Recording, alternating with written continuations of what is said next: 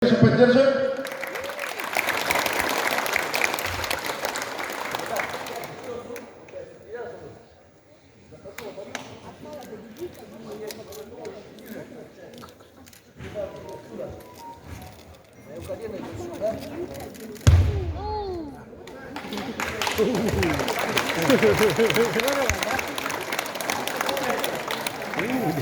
Будет.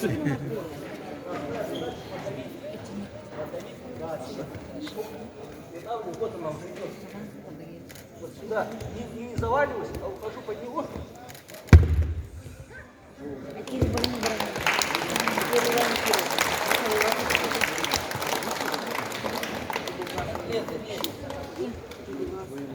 Дорогие аплодисменты!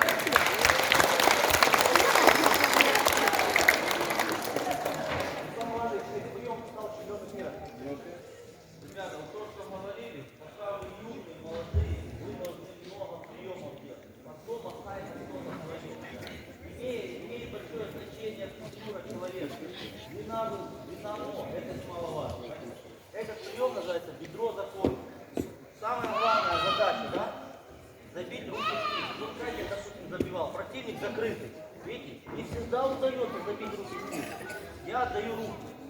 Видите, он сделал на руку. Бедро закончил. Жестко на себя надел, и сразу здесь рука у меня снизу. Теперь, что в этом приеме самое главное? Грудью нужно загрузить ручку. Это немаловажно. Это с локоть, а без права обязательно нужно поднять. Ноги вот здесь. Нет, это неправильно. Поднял локоточек. Здесь грудью. Лег на руку. И давление начинает. Давлю. Видите, он уперся. Вот это не надо.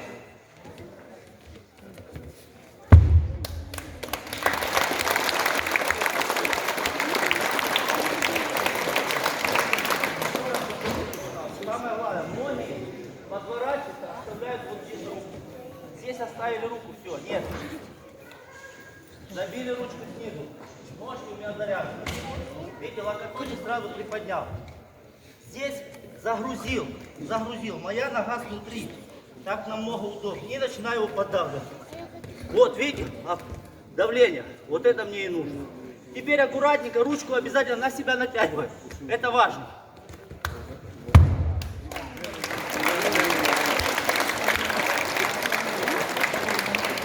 Для того, чтобы этот прием получался, нужно очень много раз отрабатывать.